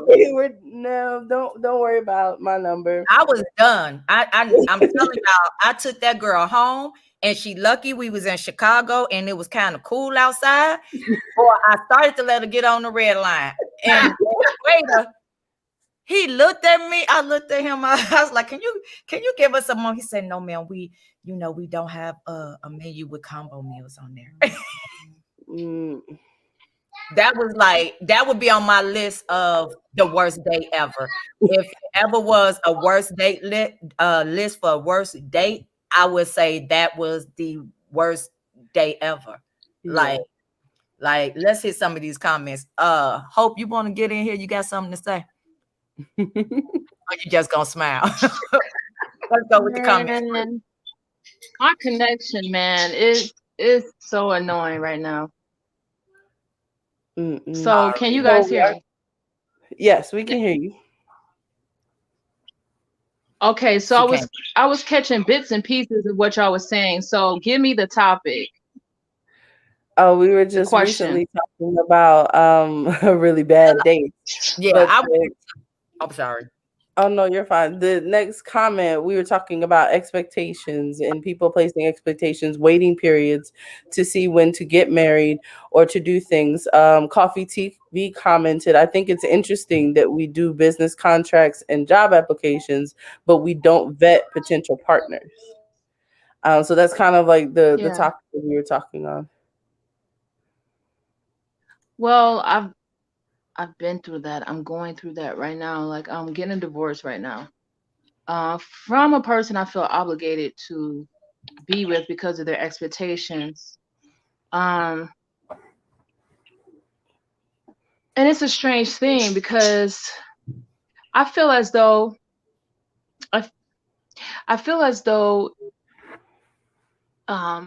marriage should be there if you guys are both on the same page. And if something happens and shifts in the relationship, regardless of what you guys agreed on, or the expectations of the other, that changes the contract. And so I felt as though it helped me with the death of my father, helped me take care of my father. There were expectations that I should get married to her, and I should follow up on our goals of getting married. But things shifted because narcissism started to show up. Wow. And really, I feel as though, like, for a healthy relationship, you guys should just flow. It should just flow. The expectations is the thing that fucks things up. I'm sorry, I cursed. Sorry. You're fine. You know what I mean? Like, the expectations kind of sucks the life out of it. And it gets you in situations where you don't belong. Absolutely. I agree with that. That's crazy that you mentioned that, because the relationship that I spoke about on part one with the individual that met me when I was performing, and then all of a sudden, once we got into a relationship, they didn't want me performing anymore and tried that controlling. That was a similar situation. I felt obligated to them because they came at a time where I lost my grandmother. So because they helped me with coming to terms with my feelings of that very significant and deep loss, I felt obligated to be in a relationship with that person. I felt like I owed it to them to explore this with them because they were there for me when nobody was. And like I said, it was short lived because the abuse and everything got to a point and got to a catalyst where I just had to leave. But I was in a similar situation. I just, we just never got married, never even entertained. And to go back to what we were talking about before, my last relationship, I think they started talking about marriage. We were like 10 months in and was already like, oh, making videos. Oh, this is going to be my wife one day. And every time I would be like, nope. My first reaction was like, no, I'm not. Every time. And after a point, they kind of was like, oh, okay, well, I guess you just not going to know. No, like I already know we're not getting married. Right, like this ain't that. This is definitely not that. So it's like I just couldn't. But we missed a comment from Coffee TV. She said I went on a date and they went to the bathroom and left me with the bill. Oh wow. Oh wow. Oh wow. And Hindi and Newton answer basically said to Hope, healing energy to you, Hope. So hopefully she's able to come back on. And they said, wow, that's a subtle yet destructive development. Yeah, and that's the feeling of obligation. I dated someone like that I felt obligated to the person, but it was a different situation when I met the person. They was going through something because they were in the process of trying to get their kids back. So it was the opposite because I was there, I was helping them and going with them, and they got the kids back where they was getting they had visitation rights and stuff like that. And then she had lost her job and everything. So I kind of like helped her get back on her feet. And then it was like I felt obligated to just help her, to keep helping this person and helping this person, knowing that I did not want to be in a relationship with the person. The only difference is it still considered a situationship, and it still was like a feeling of obligation. But I was upfront with the person, and I kept telling them, like, I dated other people. I kept saying we're not in a relationship together. But for whatever reason, I felt obligated to keep helping this person and helping this person until it got to the point where I was like, okay, now motherfucker, you taking advantage. I'm about to cut your ass off. Up to the point where I co-signed for the young lady a car because she didn't have no car. She was in Georgia, and in Georgia you need a car. You ain't getting no goddamn where without a car. They have bus services, but it's not like being in Chicago. It's not like New York. It's not regular transportation. It cuts off at a certain point. But because she wanted more than what I could give her, I could help you like this, but you can't have me because I'm not feeling you like that. So she got to the point where she was upset about it. So she takes the car back. She has this car for like 6 months. I got to clear it up, but she called herself out. I'm going to turn in the car. And my mom and her mom was like, oh, this bitch stupid. You got a brand new car, a brand new car that you drove off. I think it was a Chevy Malibu or something, brand fucking new with 0 miles on it. And because I chose to be with somebody else, you get mad and say, I'm gonna turn in this car to fuck up your credit so that you won't be able to do anything for her. So when they done that, that's when I was like, okay, I'm done. And I I totally cut the person. Totally cut the individual off because I told the young lady, like, why would you do that? So I thought that they took it. It popped up on my credit, but at first it wasn't. And the only way I knew how, because my car at the time was paid for. And that's how I found out it was on there, because I went to get a car and they said, oh, you got a car that's been voluntarily repoed. I'm like, I ain't turned it. I ain't had no car note in about 7 years. I co-signed for somebody a car note, but I hadn't had a car note in about 7 years. My truck was paid for. But it was a lesson. sometimes, you know, you think you're doing the right thing by trying to help somebody, but they have other motives, or they still just want what they want. And her thing was, she didn't care about me co-signing for the car. She still wanted the relationship with me. And my thing is, I don't want no relationship with you. And I'm telling you who I'm dating. Like, it wasn't a secret. It was not a secret. And my mom was like, she's stupid. I wouldn't be talking to your ass, or just let you do what you gonna do. It was not a secret. And even with the women that I dated, I let them know, you know, we once dated, we're not dating now. But, you know, I might help her from time to time or whatever. So I was very upfront and very honest about the situation. But she wanted something. But when she did that, it was like, okay, it's time to cut you off. It's time to cut you off. And then I cut her off, bumped into her maybe about a year later. She was in some old beat up little car with, looked like the bumper was tied together. Shit, I don't know. Karma. Yeah, she didn't, and it was weird because I don't know. And then my other little friend used to always tell me, why you feel obligated to help her? Why you keep helping her? Why you keep helping her? But that was my nature until I got older. I was always the person trying to help. And then it came to a point where I got tired of helping people. You get burned enough times, you stop touching the stove. I got tired. You know, and Hindi actually said that. She's like, if I keep helping and you're still in need after months, I'm not helping, I'm enabling. Yeah. Exactly. That's what my friend told me. I was enabling her. She also said, she was like, sis, did she want a relationship with you, or did she want the tangible benefits of being with you? I think she really wanted the relationship because she was getting the tangible benefits. I mean, you got the car, you know, you could have asked Don for money. She said she felt obligated to help. So it's like, I think that chick just wanted her some Don. Right. And then the last comment was, we got to scroll up to see it. But basically, Don, there's a comment, go up to the top. Go up a few more. It's the comment from Walden. Yes.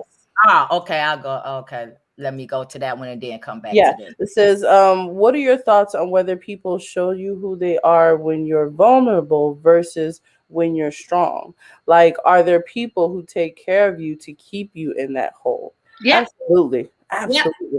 It's just like you got, like, I don't know if y'all watched the show, but there's this show out called 1,000 Pound Sisters. Perfect example of that. One of the girls, I mean, she's about 700 pounds. And these are some Caucasian ladies. And she has a very, very thin African-American boyfriend. But she's trying to lose weight so she can get the surgery. And her family is asking him, like, dude, every time you come to town, I think he's from Atlanta. Every time you come to town, you bringing her cakes and cookies and pies. And do you care that she's trying to lose weight? And he's like, yeah, but I love her. And it was like, yeah, but you like really big women. There are people out there, they call them feeders in that lifestyle. And they will date these really big people, preferably immobile people. And see, for me, that's a red flag. That's a psychological red flag. You need this person to be dependent upon you because you probably have nothing tangible to offer but care. So, and then it's like, and those shows are the perfect ones to watch with those people in relationships, to watch the dependency and the toxicity issues, because you will see them and like they'll talk about, oh, my boyfriend, he's so dedicated and this, that, and the third. But as soon as they start losing weight, they start having problems. You would think you would want your woman to be up and able to get up and move around. You'd be able to flip her up and everything. And no. But you okay with lifting her stomach folds to wash her, but you can't clap no cheeks? No, that's pretty much you needing somebody to depend on you. And now that that person is getting their independence, you no longer want them. So you got people who definitely will keep you emotionally broken. And then that hold, and narcissists, they got radar out for people like that because they want those broken people, those people that aren't self-assured, so they can come in and lavish them with love and then turn around and gaslight them at every turn and make that person essentially think they're crazy. And yet stay because it's a cycle.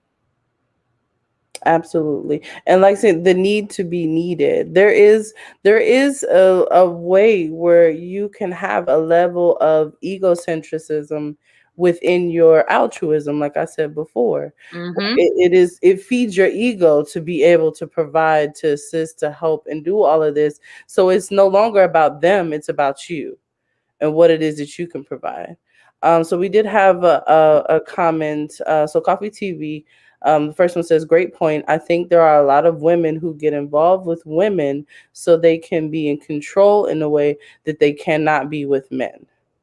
That's I one. agree. And then there's another comment that says, oh wow, yeah, that's not. Then it's not about you and what you want and need for health, just about who they think they are in relation to you."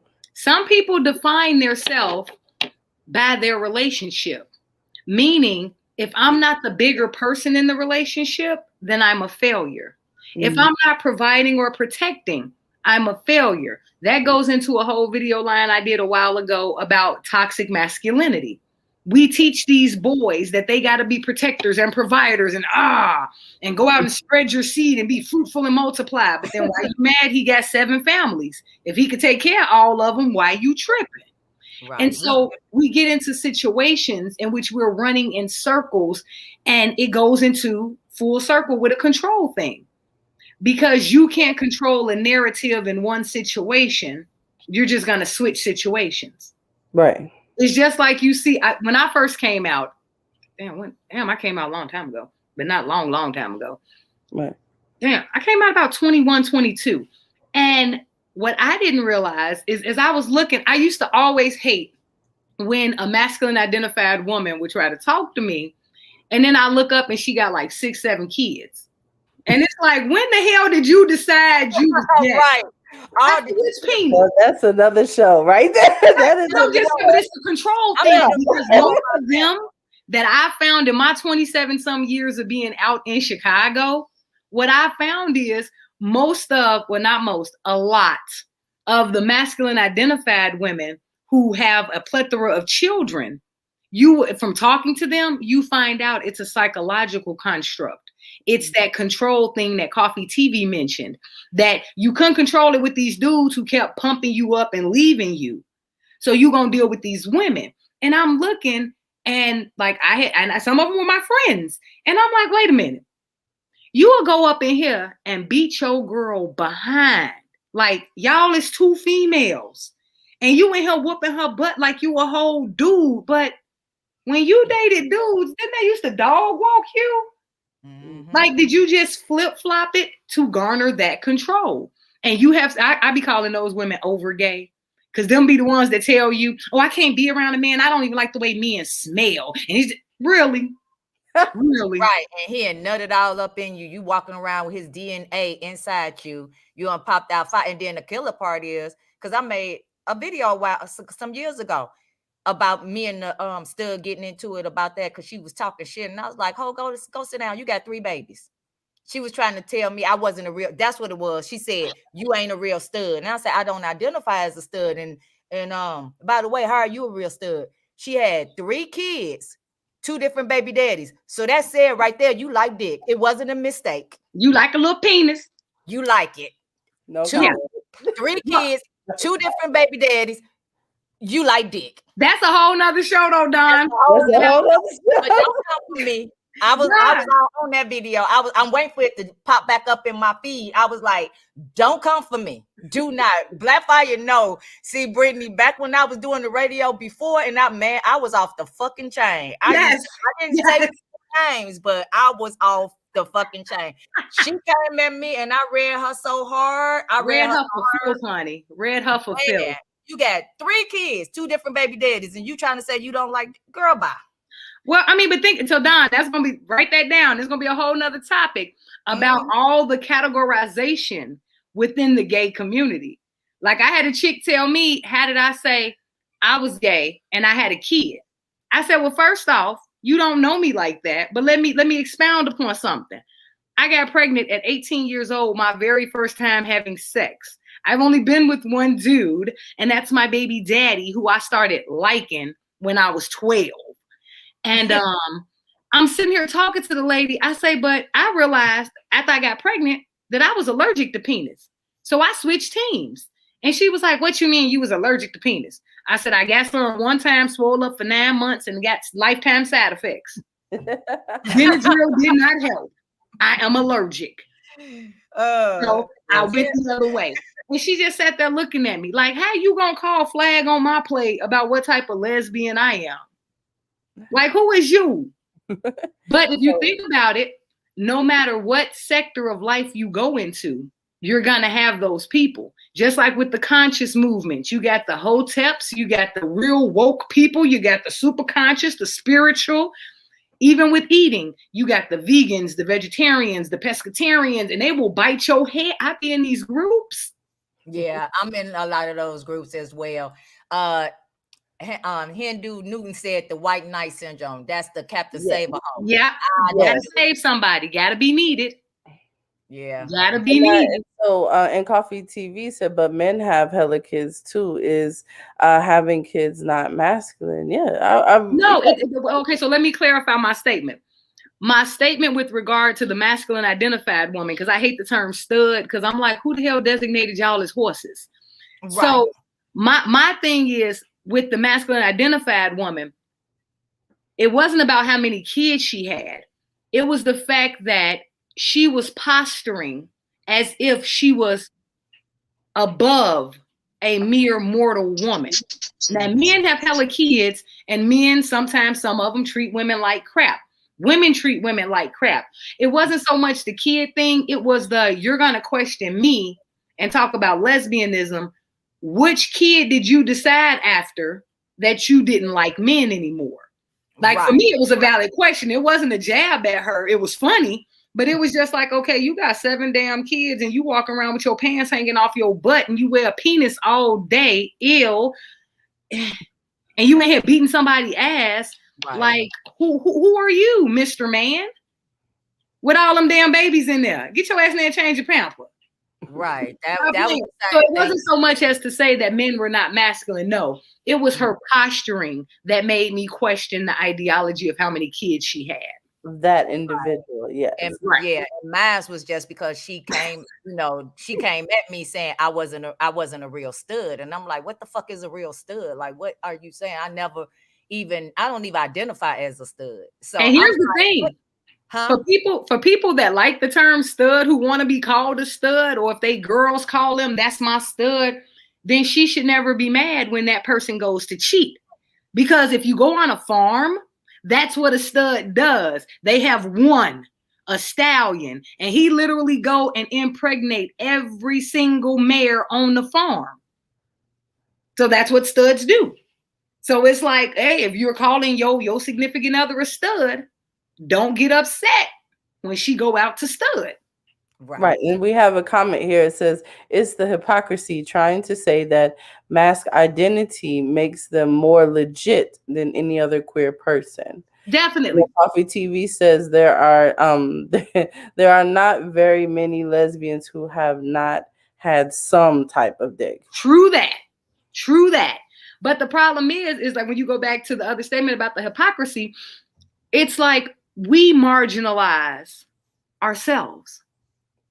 It's just like, like just look at Black people. We have the whole colorism debate, the paper bag debate, the good hair debate. Then you look at the white folks, they got theirs too, as far as their classism.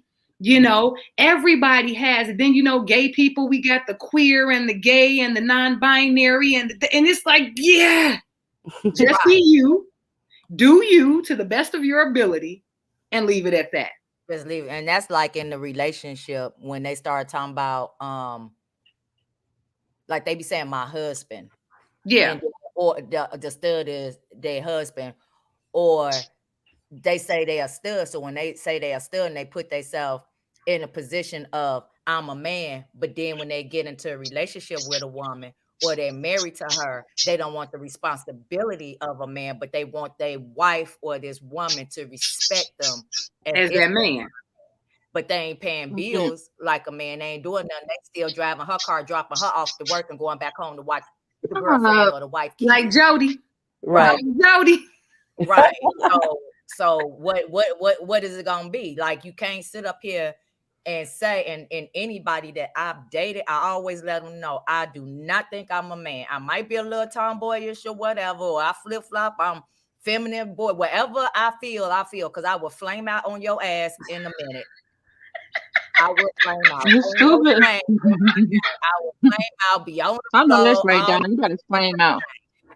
So When Don flames out, oh, she flame out. right, I will flame out on your ass. I'm not a man. And I had somebody who I met and they told me, oh no, you got too many feminine ways for me. I said, baby, I'm not a man. I said, so I just let her know right then and there. And so when she was dating me, I was offended because it was like, oh yeah, Don's gonna be my husband. No, No, I'm not. no, I'm not gonna be your husband. And then you go out and she brought me some Timbs and baseball caps and like all this like stuff that I don't even wear, Jordans. And I'm looking like, what are you doing? I mean, if that's what you wanted, it's a lot of people out there that a lot of Go get it. women out there that identify as a stud and they dress like that. I was too preppy, my dress and my style and whatnot. So we gotta roughen you up a little bit. You look a little too soft. No, I'm not putting on no Timbs. I'm not doing this. If you want a man or a woman that thinks she's a man, then that's what you need to date. But see, that's something, once again, you go back to, like you said, the communication. You know, it's like me. If you had to put a label on me, I'm feminine. I'm normally girly, nails, toes, boobs are always out. But I'm an alpha. So when you meet me, the personalities stay on boss mode. So most people that meet me instantly think that I must be masculine identified because I'm very self-assured. I'm gonna walk in the room and I'm gonna own the room. I'm gonna shut down anybody in the room. I don't care if you're stud, film, whatever. And people tend to try to change you. I've dated people, Don, that have done the same thing, try to buy me like jeans and is them fitted? You try to buy me a button up. Did you buy me a tank top to go under it so the girls can come out? My nails don't match that. What? No. It's like, hey, like I told one girl, look here. On December 26, 1975 at 1:42 in the morning, when they slapped me on my ass, they handed me to my mama. They said 3 words. It's a girl. That's what the hell I am. I am not going to be your man. I'm not going to walk around wearing no penis all day. No, I am a girl, Damon. I am a girl. Right. And people have a hard time understanding that. And they think, oh, I could love you into that. There is a whole community of folks out there that are just what you're looking for.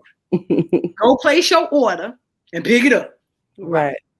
Oh, and Coffee TV says too many lesbians think masculinity is better than femininity. How are you a lover of women when you don't want to be a woman? And I have to say, honestly, and this kind of actually, and Hindi said exactly, Coffee, this kind of goes into, I have a workshop that's coming up in March. It's a self-care, self-love event specifically for masculine-centered women, because one of the things I noticed in having conversations is that not all of them, but there are a large percentage that feel like in order to have this masculine energy, they have to discard the femininity. They have to discard this and pretty much take on all the attributes of that toxic masculinity to fit into this narrative that they've been given. And so that's like something that I want to kind of stop that thought process on. Like, you don't have to sacrifice everything like that just to kind of maneuver in this energy that you hold. Yeah. So send me the info for that so I can make sure I pay attention and pass that info around. So I'm gonna just share the flyer with you guys. But share it. So it's basically a passion project of my own, because I think personally that masculine centered women is a section that are severely underserved when it comes to mental health issues, self-care issues, self-love, because I feel like they get it from all sides of this. You have to be a man, you have to be this, you have to be that, you have to be this ultra strong person, you have to give up all of these things that are inherently you. And like Coffee TV says, how is it that you're a lover of women if nobody is telling you that it's okay to actually be one? So that's something that, me personally, that's going to be happening here in What's Atlanta. But what's the new date? What was the so new the date? new date is March 20th. So it is a Oh wait, Saturday I in took it down too quick. It did say March 20th. I'm sorry. That did say March. That did yeah. say March 20th. So yeah, so that one, so the new date is March 20th. It's on a Saturday. It's going to be held here in Atlanta, Georgia. However, there are virtual tickets that are on sale too. Because basically what it is, it's kind of like a workshop almost, where I have masculine identified women, allies, and feminine identified lesbians that are there to just kind of guide and work through all of these little toxic things. So that's why I said that'll probably be another show that we do. Maybe next Sunday we can kind of tackle this as well. But it's very important, I think, just in the community as well, to check in that reign supreme, the master, the dom, the stud, the god, because that's who we are as an individual. I myself am not masculine identified, but I feel like it's definitely important to It kind definitely of. is. Definitely. Because a lot of times, you know how we talk about narratives within our ideals of relationships. Think about it this way. And this is why a workshop like that is so much needed, because when you really look at the role models that Mhm. we've been given, we talk about who we are as accumulation of what we've been taught, as well as our environment, as well as our experiences, right? Right. How do we have women who feel more identifiable with their male energy when all they've been surrounded with in their life is either toxic, hyperactive, or absentee masculine energy? Mhm. That's how it ends up carrying over. People try to figure out, how are women toxic to other women? Well, because they learn toxic femininity, they learn toxic masculinity. And we take this along into who we become as individuals and how we present within the relationship realm. So I think that's like really, really cool that what you're doing, because it's like they might not even know it. Why their views on women are skewered, or why they treat women the way that they do, or why they feel out of sync and out of tune. It may be because all they've been absorbing is toxic versions of what they're aspiring to be. Right. And that's why I use that masculine of center, like you said. I don't really like using the term stud, because I just feel like that's not an accurate representation, because masculine presenting, masculine of center to me kind of works. But we did have a couple comments where they said that Yeah. Hold Hindi said, Before we huh? get in the comment, I was about to comment on what she said about role models. That is true. It do play a huge part, because my father was in and out, but my grandfather was my role model. That was the male that I really pretty much modeled myself after, and he was a pastor. And he said things to me, like I had a little friend that used to wear red lipstick, and he used to tell me women who wore red lipstick was fast girls or women of the night. Red lipstick was like a bad thing. So as I got older and I was liking women, if I saw women with red lipstick, I automatically thought, oh, she a hoe. Mm-hmm. He didn't use those words, but when I started hearing the words and seeing certain movies, and the women in there that was always in the hotel room they always had on this red lipstick. And Mm-hmm. so by him telling me women with short that dresses was above the knee, and red lipstick was, or if they dyed their hair certain colors and everything, that was not the way a real woman was supposed to present herself. But Yeah. then it's like, and then I dated somebody, and they was like, how he gonna tell you wearing red lipstick is wrong, but he never addressed the fact that you was gay? I said, oh, he did. He told me. everybody ain't gonna like who you are, baby, but be who you are. That was his. Everybody not gonna accept you and like who you are, but be who you are. So I was very fortunate to have a very supportive family, with the exception of one aunt.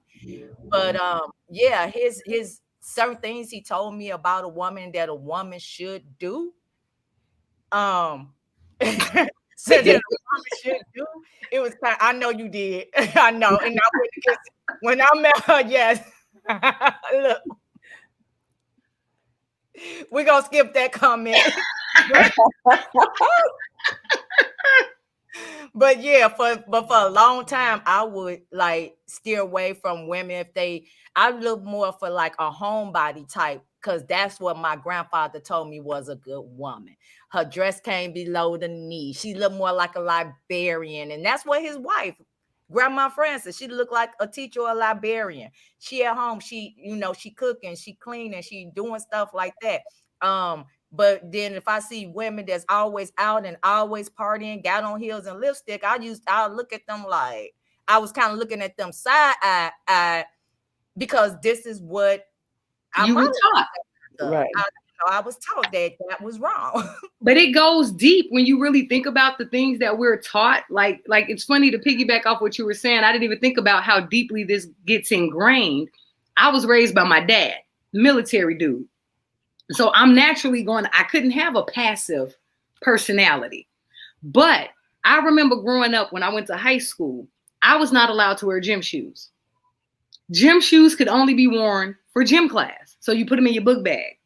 So I went to Lane. My freshman, sophomore year, I wore blouses and slacks and slip-on shoes, right? Because my dad told me that's how ladies dressed. Didn't think anything of it, right? To this day, I buy gym shoes once every 4 or 5 years. Like gym shoes make my feet swell up because I've been conditioned to believe that, right? Mm-hmm. I realized today, I was looking at Facebook and I'm scrolling. I'm in some group, grown in something, and I'm scrolling. And you know how people like to post a full body picture. It's selfie day. Y'all just really thirsty and really want to see what the people look like in the group. I found myself seeing some of the most beautiful women, but I would not like their picture because their idea of being dressed was like a really cute t-shirt. It could have been a funky outfit, but they had on gym shoes. And I'm like, oh, Air Force Ones, Jordans, I need to see some heels. And I'm like, wait a minute. Are you really that biased that you're judging this person just based on the fact that she got on gym shoes? And it wasn't like I was trying to date any of the people, but it just goes to show you how deeply these things are ingrained in us from the time we are children, and we don't think about it. Like it literally popped in my head when Dawn was talking.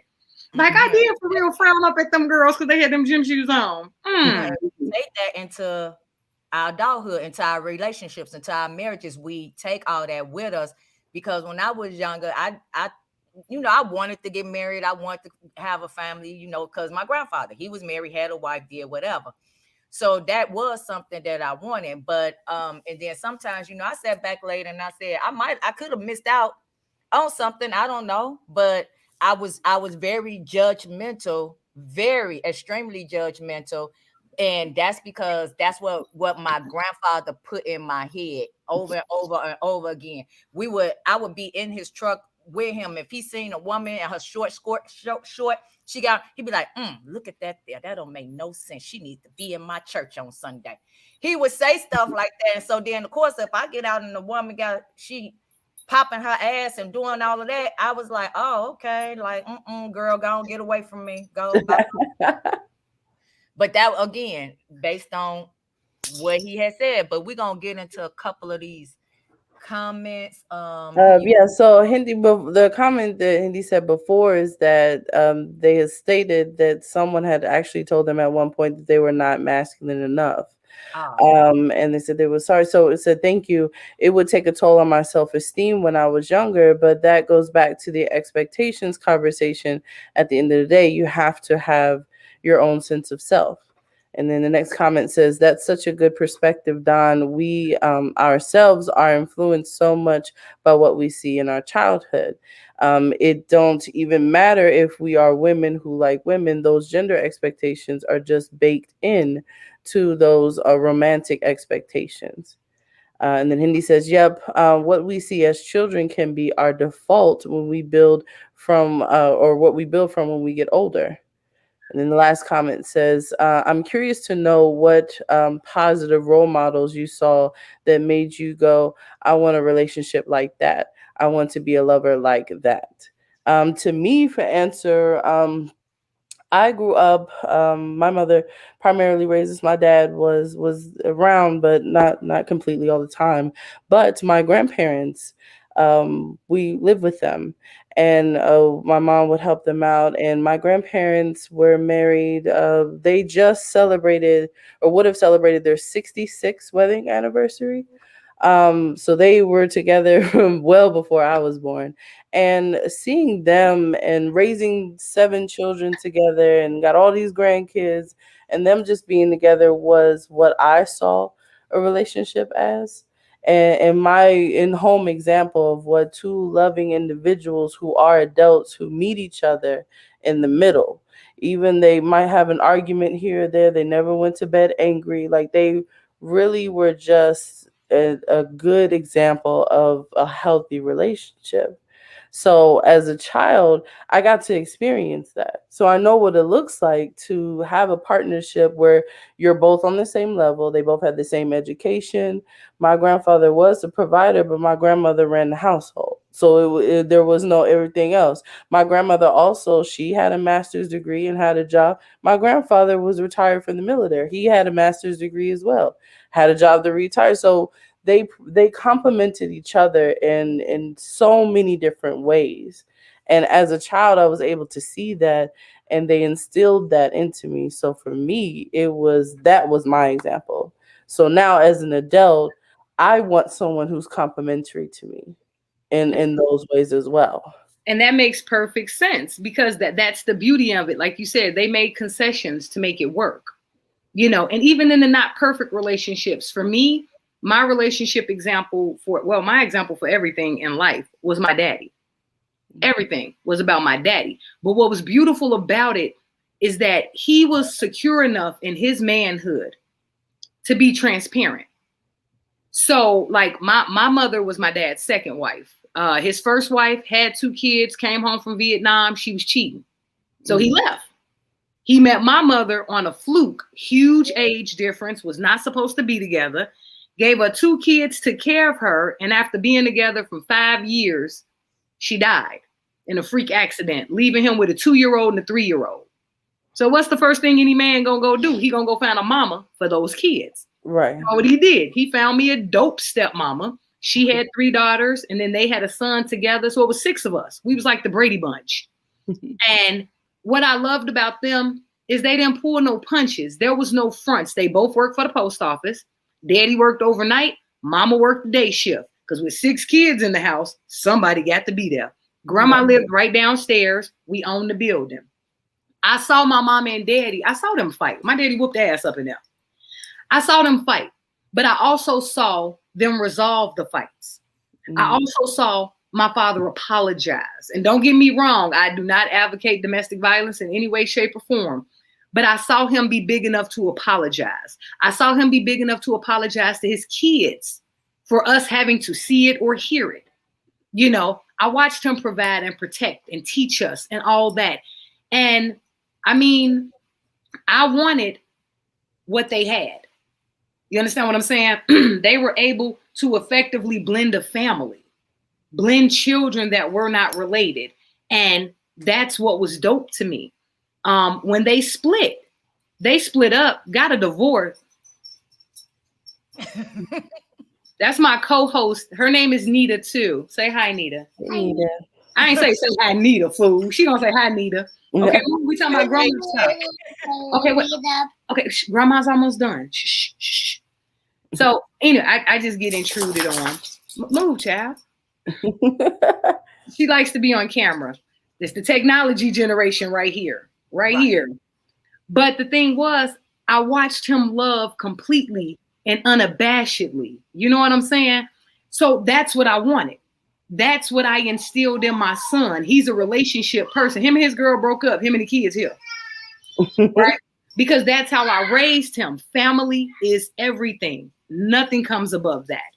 So as I grew up, I watched my parents. And then I'm not going to lie, I watched stuff like Family Ties, Growing Pains, The Cosby Show. That's why I say there is nobody in our age demographic who can say, oh, I just know how to be in a relationship because this is all I saw and it was just dysfunction. No, because if you had a TV, the 80s and 90s gave us some beautifully scripted television. Yes, it did. You had a blueprint to go along. So even if you didn't have it in your house, it was somewhere around.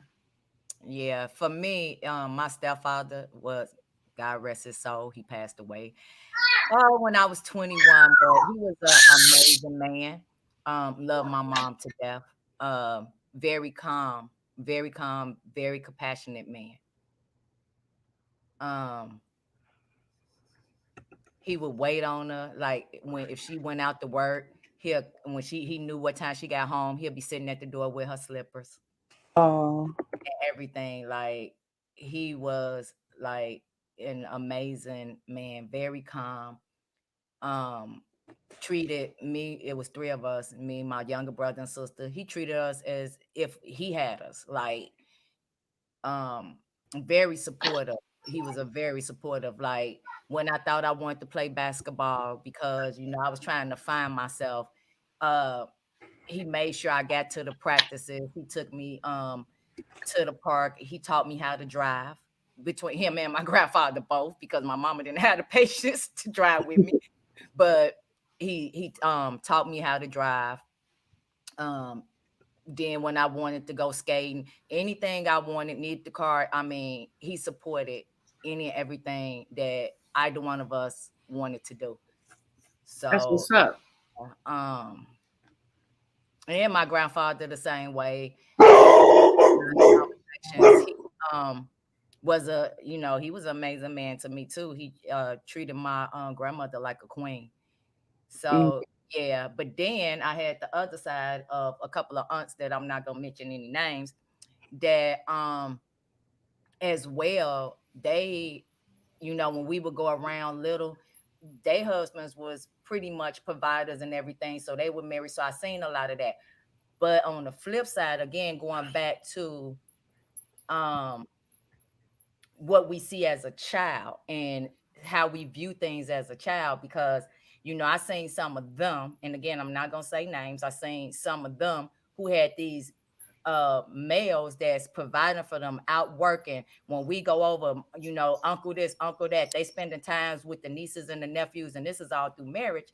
But then we got them over here cheating, and I'm sitting up there looking like, why you cheating on him and he doing all of this and da da da da.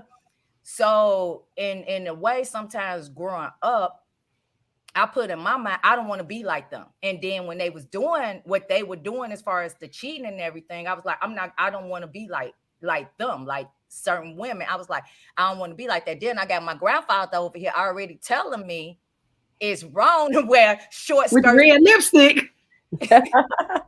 and now here y'all go cheating, because he's saying you supposed to be faithful, to your family and all of this, but then y'all going to cheat and telling us don't tell uncle such and such.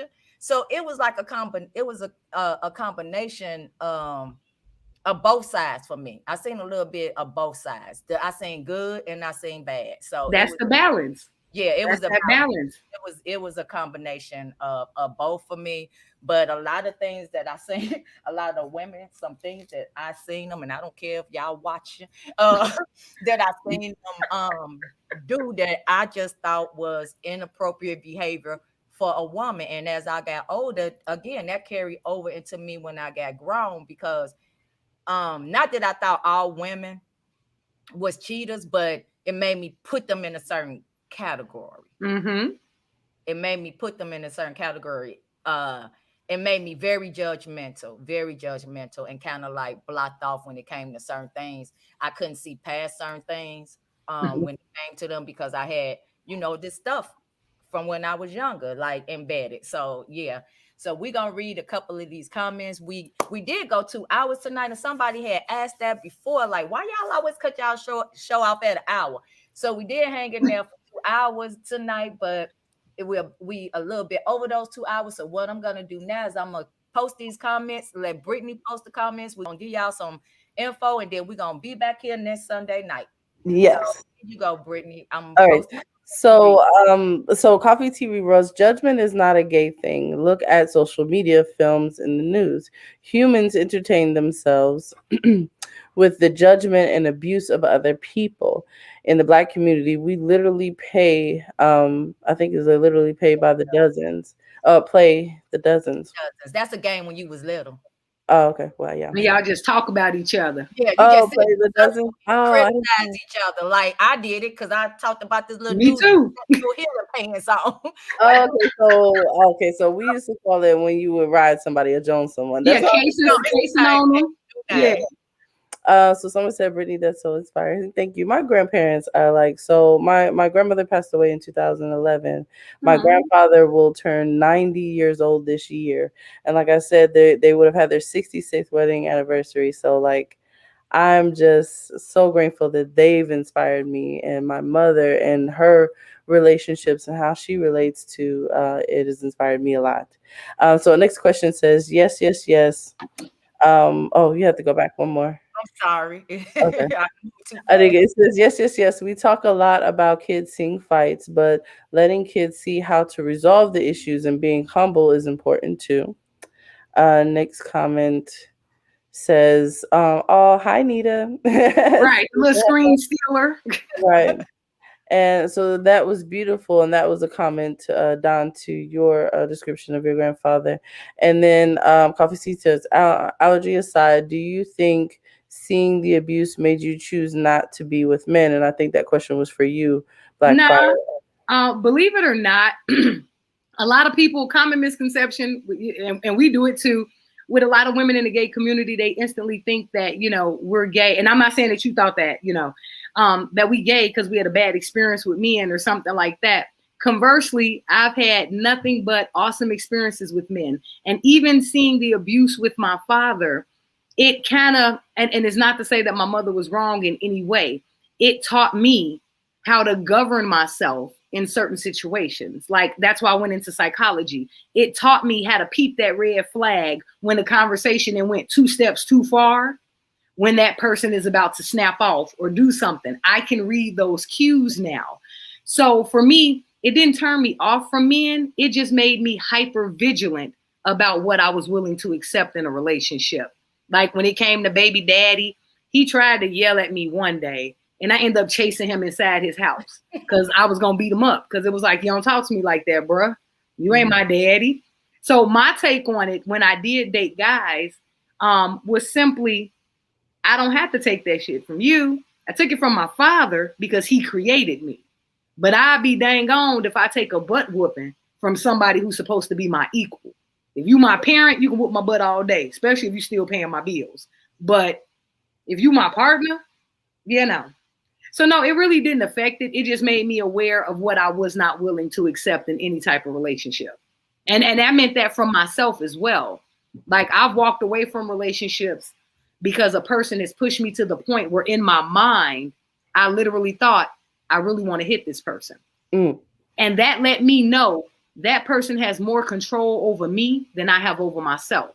I can't have that because I'm nobody's puppet. Right. So I walked away. When I feel like I got to hurt you, I can't possibly love you. I've been in that situation as well. I didn't hurt them. No, I did it. But Don, you didn't say any good things that you saw women do. Ooh.